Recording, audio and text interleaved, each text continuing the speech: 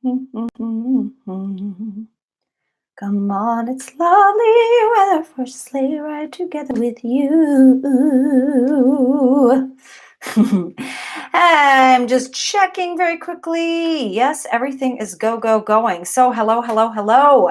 This is Jenna Cantor, performer and physical therapist, and I'm the founder of Powerful Performer, which teaches performing artists how to just be completely knowledgeable about how to obtain the best and most optimal health for their career. So today I'm going into research. I love to break down research so people can really understand how to better qualify what is going to bring out the best results for them. They're going to be applying some of this information to themselves. So this study titled Effect of Skilled Dancers Focus of Attention and Pirouette Performance basically looked at dancers doing pirouettes. So it's standing on one leg, foot in passe. Honestly, if you don't know what a pirouette is, then this very possibly does not apply to you as a performer, and you do not need to listen anymore to this study. So doing a pirouette, and what they did is they had these dancers. Some dancers were given external focus where they had to focus on something outside like a dot on a wall, or internal focus where they had to do something and focus on something they're doing with their body to complete this pirouette. Let me get into more detail. So there were 13 participants. They were from ages 21 to 43 already. That's a big range for only 13 people. So you really already can't generalize with even a specific age. And from the age of 21 to 43, there's a lot of difference. Aging happens. So that's a big discrepancy. The average age was 27 years. There was 1 man and 12 women. So not enough to compare sexes for this. And they had to have at least 7 years of contemporary dance training and 4 years of classical ballet training. They all had to dance an average of about 7.8 hours per week. There was 5 hours. They all did 5 hours on classical ballet. So this was a cross-sectional study. So what that means is a snapshot. If you've seen any of my other videos, they're just finding out and getting a piece of information one time. So you're coming in, they're gathering that information right there and then, and that's what they have, and that's what they use. That's it. So you can't figure out causality. What if this causes this? Because how do you know that? You're just taking a picture of what you're seeing right then. So that's something to always keep in mind.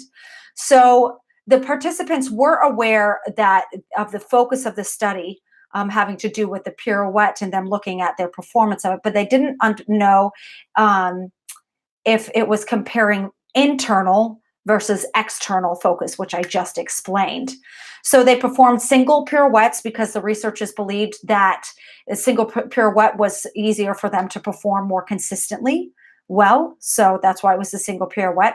It was en dehor, so pirouette en dehor, and they started from 4th position. I think that makes a big difference because 4th position is, in my opinion, easier than 5th. But that's just me. And they asked for them to sustain their balance at the end. So doing that whole turn and then hold right at the end. So they asked them to do that. So the external cue that they gave to the people who got the external cues, they said, push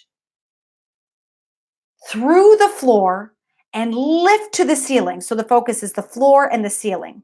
And for the internal cue, they said to lengthen the neck and straighten the leg. Okay.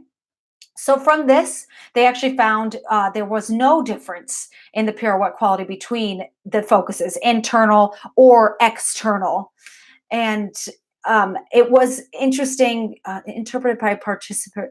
Oh yes, and they interpreted by the participant perspective. So that was a big thing. So it was very subjective. They were saying how it felt for them as well. They took that into account, and there wasn't any big difference. They didn't feel a big difference when that was changed.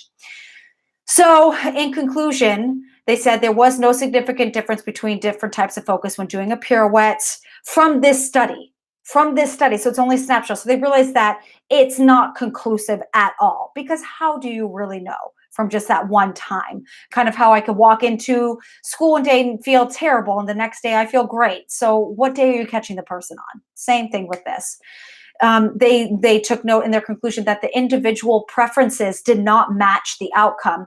Oh yeah, that's what I left out. So the people who, when they were doing the pirouette, sometimes they said, "Oh, I prefer the internal focus," but then they perform better on the external. So they definitely didn't see any type of correlation or a relation at all between what they actually perceived and felt and what they actually the researchers observed.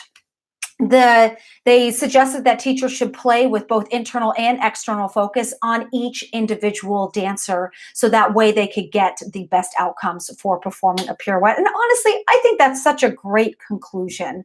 It should, I personally think, especially with internal external, that is so, and on an individual by individual basis, I would 100% make that what works best for them, and then also the results, and work with that dancer, individualize it. I think that is a great way to approach your dance technique after reading something like this that's inconclusive. Try both. Try both. It's not going to hurt you. That's it. If you have any questions or anything, feel free to reach out or write in the comments below. Take care. Bye. And now I'm done. Woo.